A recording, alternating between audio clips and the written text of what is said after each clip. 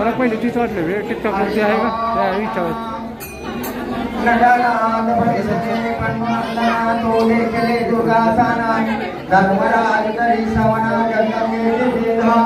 जय जय योगी महेश्वरी रमण सौदरी नारायण जय जय जगन्नाथिने विश्वरूपिणे मूलभूति प्रवण रूपिणे ब्रह्मानंद विलासिनी अम्बिके जय जय जनार्दन कुमारी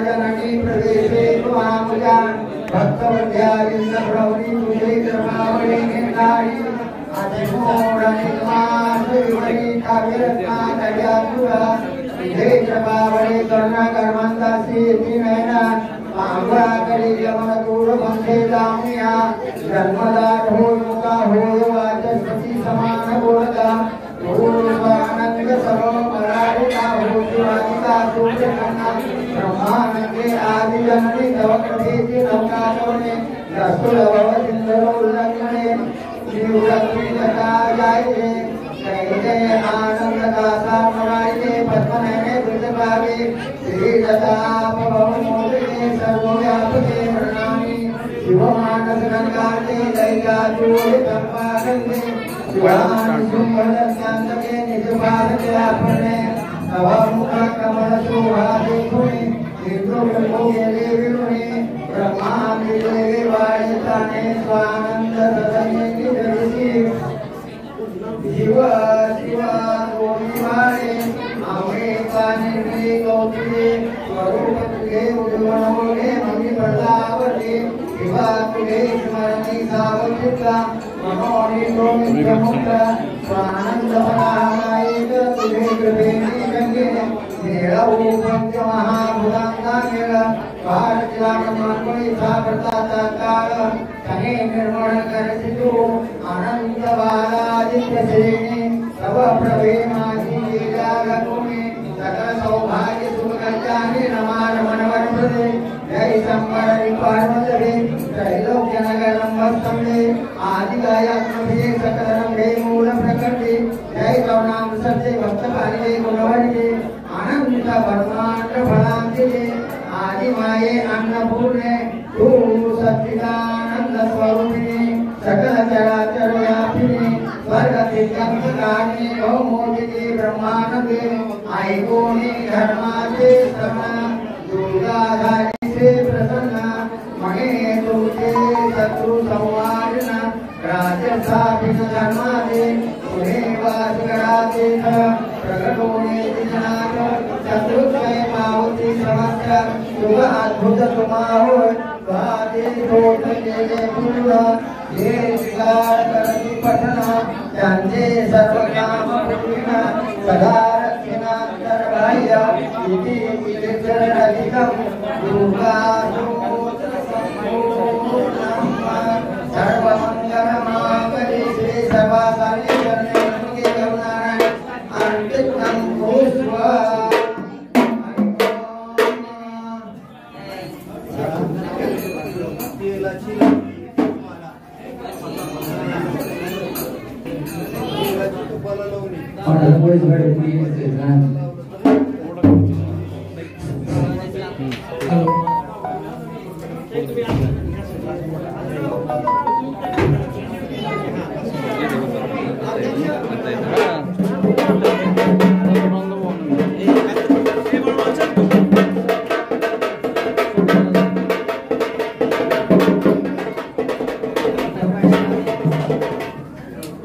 तुम्ही तिथे थांबा की कोपऱ्यात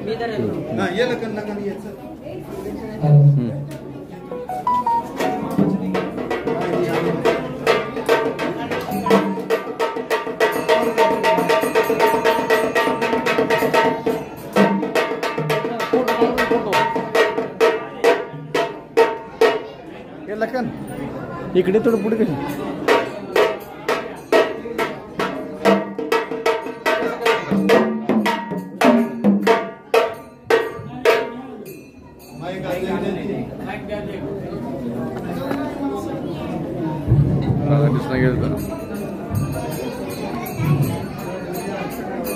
बस इकडे थांबा इकडे थांबा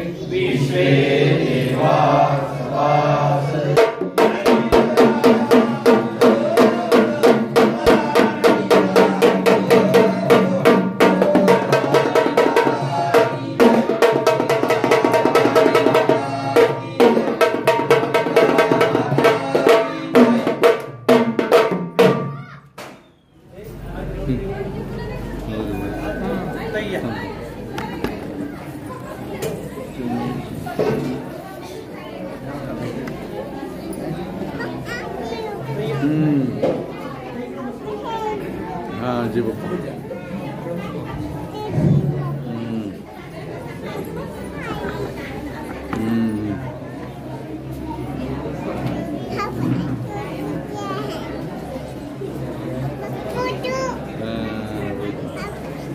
फोटो फोटो फोटो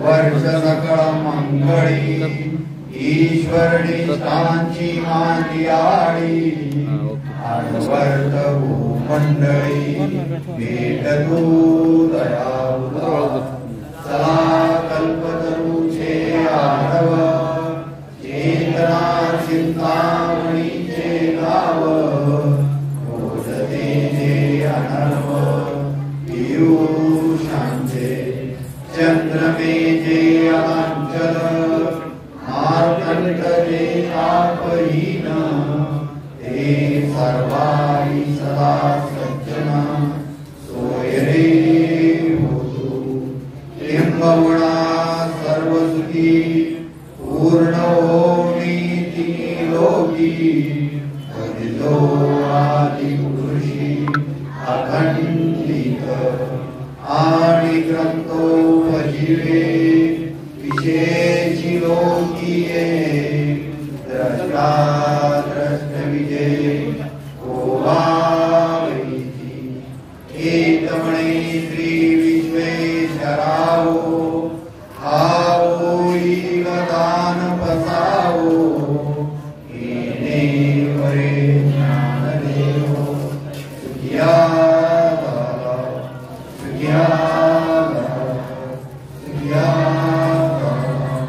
गोळा पुंडरी गवळी श्री ज्ञानदेव पंढरनाथ महाराज की जय ज्ञानेश्वर महाराज की जय गोपाल कृष्ण भगवान की जय अवधूत चंद्र श्री गुरुदेव दत्त हरि राधा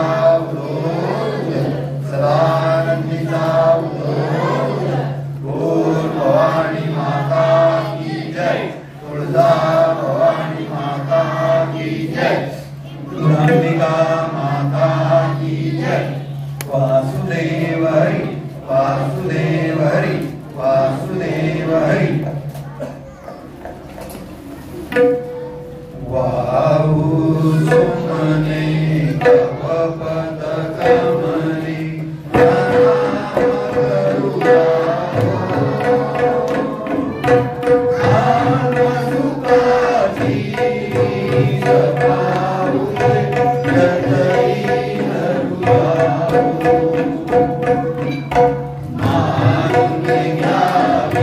सेवा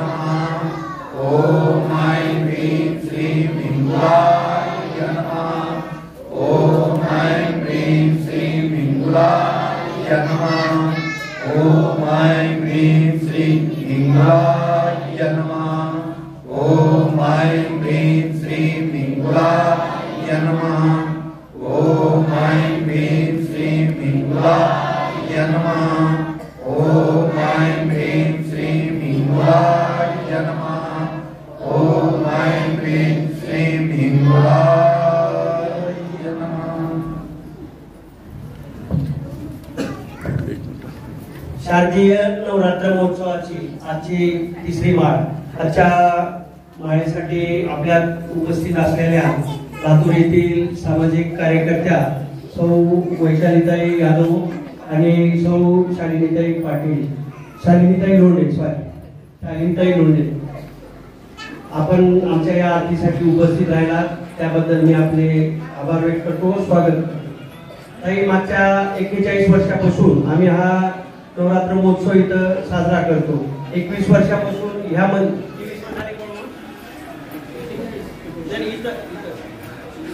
24 वर्ष ह्या मंदिरामध्ये आम्ही इथं दोन्ही मूर्तींची इथंही करतो आणि ह्या आधी बाहेर करत होतो आपण जिथून आलो तिथं. हे 1983 ला आमची स्थापना आहे. मागच्या 41 वर्षापासून नित्य नियमाने एकही दिवस न चुकता रोज आमच्या इथं ह्या वेळेला आरती असते आणि नवरात्रात हा मोठा उत्सव आम्ही इथं सर्व एकत्र येऊन समाज बांधव मित्र परिवार एकत्र येऊन साजरा करतो. मी ताईच्या ऑफिसला वेळ घेण्यासाठी फोन केलो, 1 मिनिटात ताई तयार झाल्या. खरं म्हणलं तर ताई इथं येणं हे आपलं खरंच भाग्य आहे, कारण ताईचं कार्य एवढं मोठं आहे. मी ताईच्या ऑफिसला फोन करून अल्पपरिचय मागवला तर मला 3 ते 4 पेजेसचा अल्पपरिचय मिळालाय. म्हणजे हे सुद्धा खूप कमी आहे. कमी वेळेत कमी तासात, काही तासात हा सुद्धा मी परिचय देऊ शकत नाही, एवढं मोठं कार्य ताईचं आहे. मी थोडक्यात आपल्याला ताईचा परिचय करून देतो.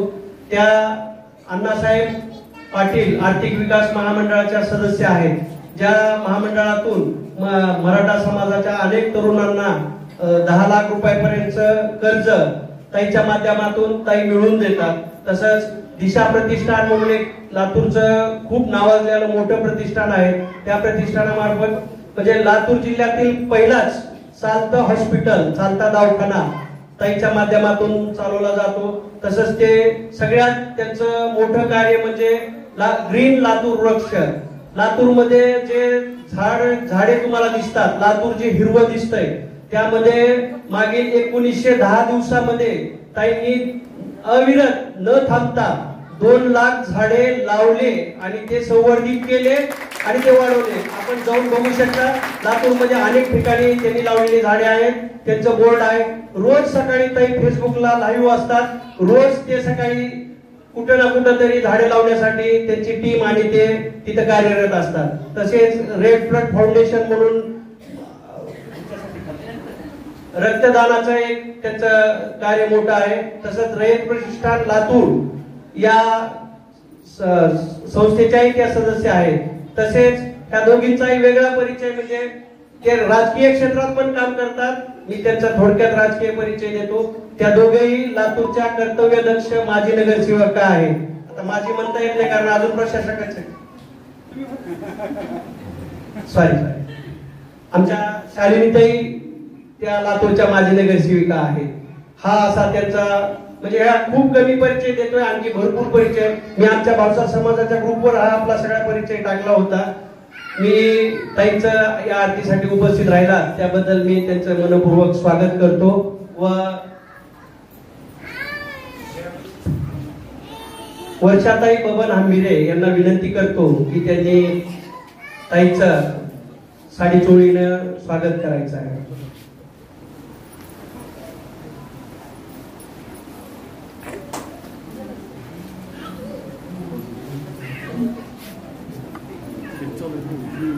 चालू ते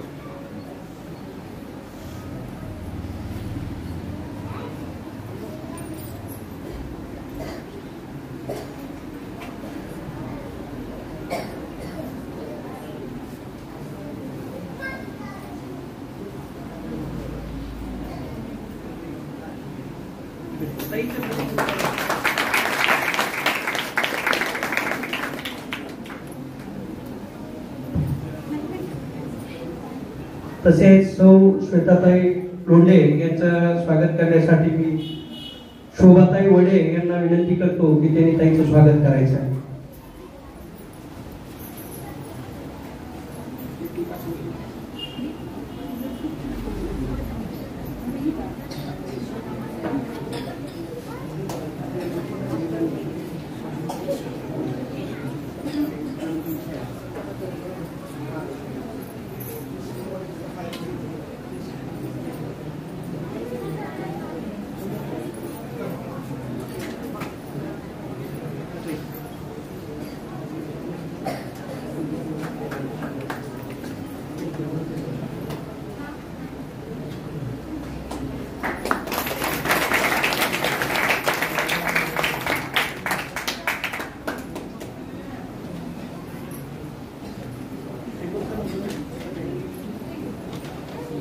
मी ऍडव्होकेट वैशाला ताईंना विनंती करतो की त्यांनी आम्हाला मार्गदर्शन करावे.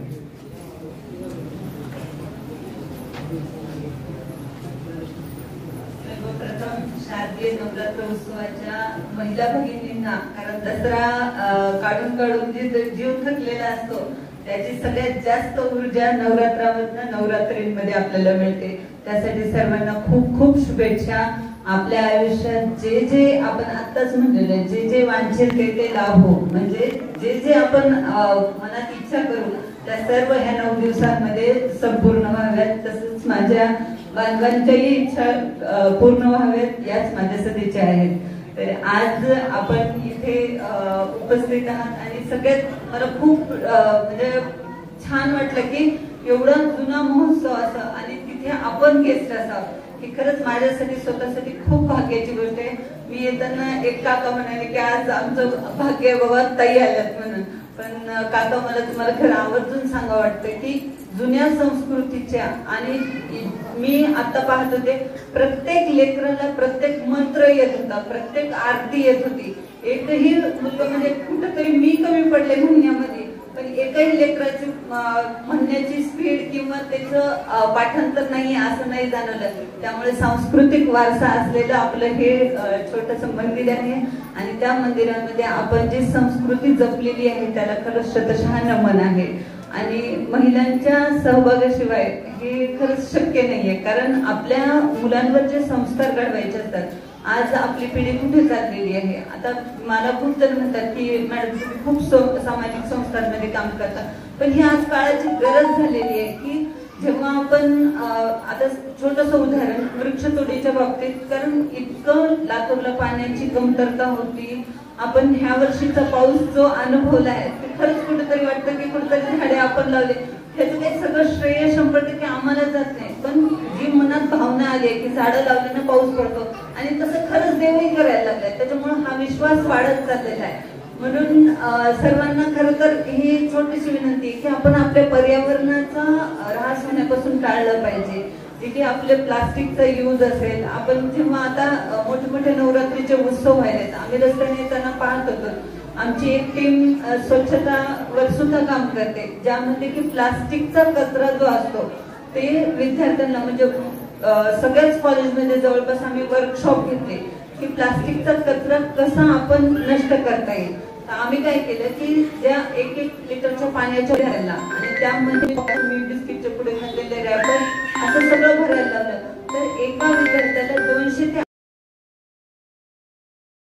250 कॅरी बॅग त्याच्यामध्ये बसवता आले आणि ती एक अशी घट्ट वीट तयार झाली. आणि आम्ही त्याचाच डेमो म्हणून क्रीडा संकुलला एक खूप असं चांगलं बेंच बनवलं दादा, आणि जे की त्या विटांपासून बनवलंय, म्हणजे जी बॉटल आहे त्याला वीट म्हणून वापरलेलं आहे. आणि आज तो इतका छान म्हणजे आपल्या विटापेक्षा 3 टाइम जास्त रिलायबल वीट कशी तयार होते.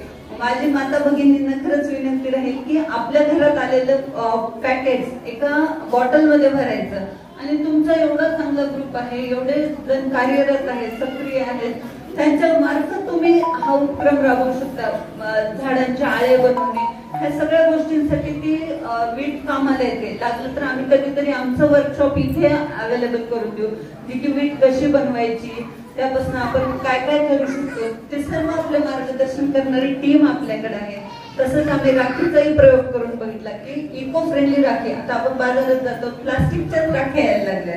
तर आम्ही काय केलं की एक छोटीशी बियांची पुडी बनवली आणि त्या बियांच्या पुडीमध्ये दोरा बांधून राखी छान डेकोरेटिव्ह होता. असं नाही की भावाला वाटलं नाही पाहिजे की ही चमक धमकवाली राखी नाही, तसंच करून पण ती जेव्हा पण जिथे पडेल ती राखी तिथे खूप सुंदर असं रोपटं उगवलेलं आहे. त्याचा अनुभव म्हणून प्रत्येक विद्यार्थ्यांनी फोटो टाकला आम्हाला की ताई आमच्या कुंडीमध्ये एक झाड आलं बघा तुमच्या राखीमधनं. म्हणजे असे छोटे छोटे उपक्रम करून आपण ह्या पर्यावरणाचा ऱ्हास खरं तर थांबवू शकतो. कारण आपण केलेले वेस्ट आपणच काढायला लागणार आहे. त्याचे परिणाम आपल्याला जसे भोगावे लागतात तसेच त्याच्यावर उपाय सुद्धा आपल्याकडेच असतात. म्हणून सर्वांना विनंती आहे की आपण आपलं छोटंसं कॉन्ट्रीब्युशन, मी माझा पेपर खाली टाकणार नाही, बस सिंपल आपलं सगळं शहर, आपला राहता एरिया स्वच्छ राहण्यासाठी, कारण दुसरं कोणतं राहणार आहे. आपणच नाही टाकलं तर दुसऱ्याची काही म्हणजे घंटागाडी आली नाही हे वरून नाहीच होणार ना. तर सर्वांना परत एकदा विनंती राहील की त्यावर आज आपण एवढं छान नवरात्रीचा उत्सव मनवतो, त्याच उत्सवासोबत आपण एक प्रण करूया की आपण कचरामुक्त औसा आणि औषधातलं इथला एरिया नक्कीच दादांच्या माध्यमातून तर कायमच काम होतात की सामाजिक कामामधलं मला वाटतं की हा एरिया सगळ्यात जास्त डेव्हलप असेल. तर त्यांना साथ देऊयात आणि जे पण छोटे मोठे उपक्रम असतील त्यात हिरिरीने भाग घेऊयात. आता आपण जेव्हा हिंदू संस्कृतीचं थोडंसं आपण एक 2 मिनिटाचं घेऊयात, कारण वेळही खूप झालेला आहे. कारण आपण काय केलेलं होतं की आता हिंदू जागरण मंच वगैरे हे सगळे काय कार्य करतात की आपल्याला आपल्या समाजातल्या ज्या पण म्हणजे विद्यार्थी आहेत, महिला आहेत, मुली शिकायला बाहेरच्या कॉलेजला आहेत, मुलं आहेत, त्यांच्यावर संस्कार घडवण्याचं जी वय असतं ती त्यांचं कॉलेज लाईफ मध्ये चाललंय. आपण लेकरांना सहज काय म्हणतो, पूजा होते थांबतोस तुझा अभ्यासाला बस. ही जी आपली छोटीशी वृत्ती आहे त्यांना ती कुठेतरी संस्कारापासून, धर्मापासून किंवा एखाद्या श्रद्धेच्या ठिकाणापासून, श्रद्धा असेल तरच माणसाला भीती राहते आणि भीती वाटली तरच तो पुढचं कोणतं चुकीचं कार्य करत नाही. म्हणून आपल्या लेकरांना काही देवभक्त बनवायचे म्हणून भीती नकोय. आपल्याला कशासाठी भीती पाहिजे की काहीतरी चुकीचं पाऊल त्याच्याकडनं पडलं नाही पाहिजे, कोणीतरी आपल्याला काय वॉच करते, आपण कुणाचं तरी नतमस्तक झालं पाहिजे, यासाठी आपल्याला लेकरांना संस्कार लावायचे. आज आम्ही सगळ्यात मेन म्हणजे ताईंकडे जो वॉर्ड आहे तो आहे 15 नंबर आणि जिथे की सगळं ट्युशन एरिया भरलेला आहे. आम्ही तिथे जाताना जनजागृती करताना हेच सांगतो की आपल्या पाल्याशी संवाद साधा, म्हणजे आपल्या आई वडिलांचं आणि लेकरांचा जो संवाद बिघडत चाललाय किंवा तुटक होत चाललाय, कमी होत चाललाय, त्याच्यामध्ये खरंच वाढ करण्याची गरज आहे. आता लेकरांचं म्हणणं असं असते की आई तुझं मोबाईलचा टाइम वाढलेला आहे, तसंच आपण लेकरांना म्हणतो तू मोबाईल ठेवा अभ्यास कर. मग त्यांनी आपल्याला उलट होऊन जर म्हणले तुम्ही पण मोबाईल ठेवा ना आमच्याशी गप्पा मारा, तरी कुठेतरी संवाद तुटण्याचे चान्सेस ह्याच्यातनं होणार आहे. त्यामुळे आपल्या लेकरांना आपल्याला जेवढा वेळ जास्त देता येईल तेवढा देण्याची आज आवश्यकता आहे. आज आम्ही जरी बाहेर किती जरी काम करत असलो तरी लेकरांच्या प्रत्येक गोष्टीवर आमचा एक वॉच असतो. तिनं नाहीतर मी दोघांपैकी एक जण लेकरांसाठी कायम घरात अवेलेबल, तुझं वेळ आहे का बाहेर त्याची, मी येते, मी जाते, अशा टाईप मध्ये एक शेड्यूल बनवून लेकरांसाठीचा टाइम उपलब्ध करून देणं आज खरंच महिलांना खूप गरजेचं झालंय. कारण संवादामुळे लेकरं दुसरीकडे तो संवाद शोधतात आणि दुसरीकडच्या लोकांची आपल्याला गॅरंटी नाही की त्यांनी चांगलंच मार्गदर्शन करतील आपल्या लेकरांना, असं होत नाही. आता आम्ही रिसेंटली ट्युशन एरियामध्ये एक उदाहरण पाहिलं की फक्त मोबाईल नंबर एक्सचेंज झाला, काहीतरी मागवलेलं होतं डिलिव्हरी बॉयकडनं, आणि मोबाईल एक्सचेंज झाला नंबर आणि बोलणं चालू झालं, त्यातनं प्रेम प्रकरण चालू झालं आणि त्यानंतर त्या मुलीनं मेडिकलची फील्ड सोडून पळून जाण्याचा निर्णय घेतला. 12वीच्या वयात त्याला लग्नाचं सुचायला लागलं. म्हणजे हा सगळं कधी होतंय जेव्हा आपलं थोडंसं दुर्लक्ष होईल किंवा आपण थोडंसं बोलण्यात कमी पडू लेकराला.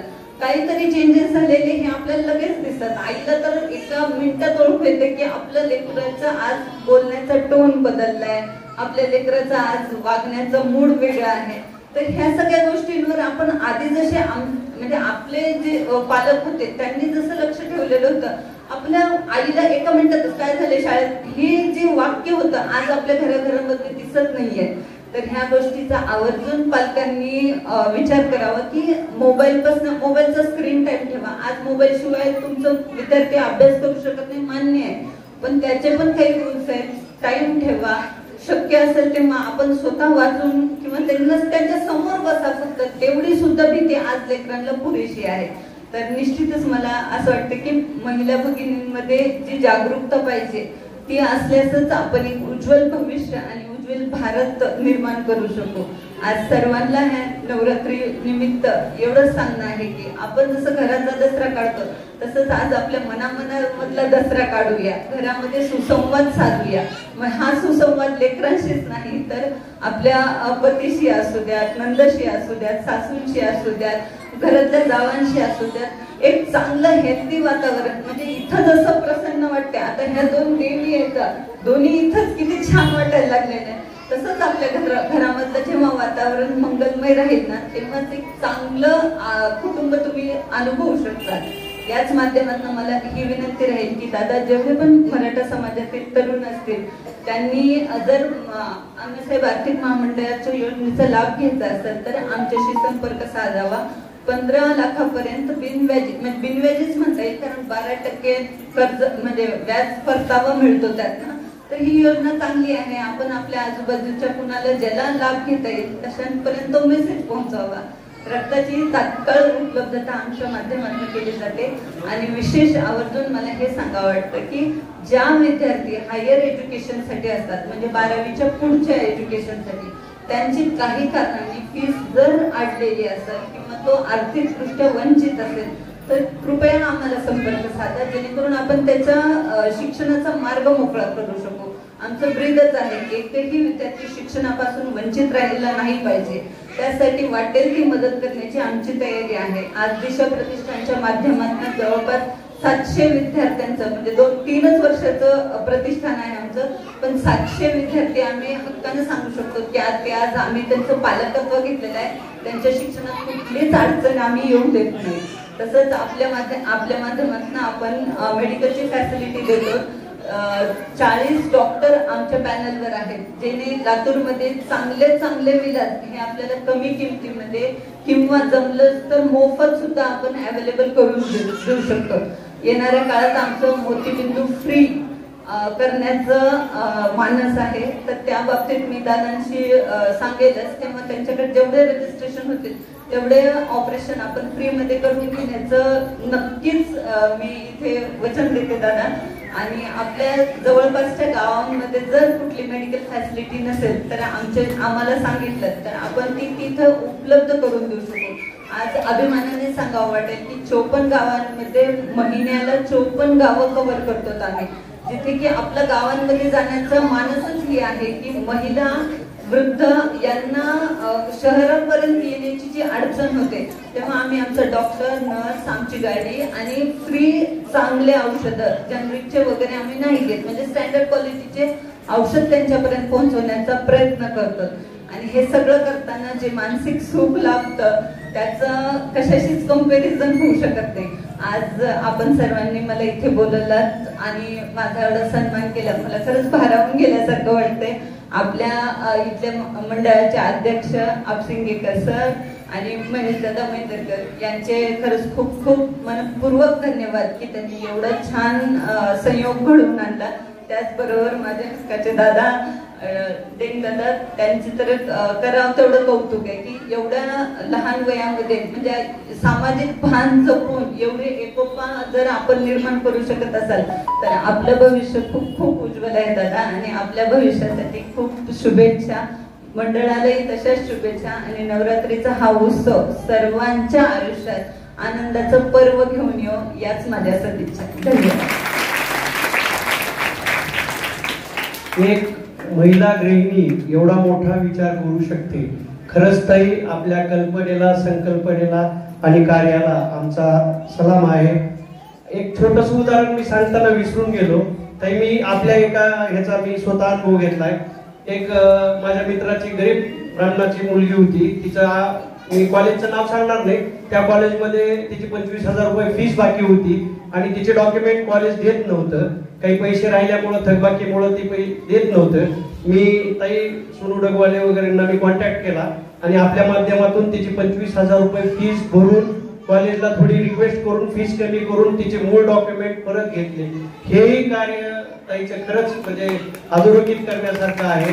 मी पुन्हा एकदा औसा समाज औसा व नवरात्र महोत्सव समिती औसाच्या वतीने आपण आरतीसाठी उपस्थित राहिला आपले मी आभार व्यक्त करतो. तसेच आजची आरती अशोक मामा दुधनकर कुरुल व अनिल मामा कुरुल यांनी मनोभावे नित्यनेमाने केली. मी त्यांच्याही व गिरीश आपसिंगेकर यांनी आजचा महाप्रसाद केला, त्याबद्दल मी त्यांचे मनापासून आभार व्यक्त करतो. सर्वांनी प्रसाद घेऊन जायचे. समितीच्या सर्व सदस्यांनी पुढे यायचे.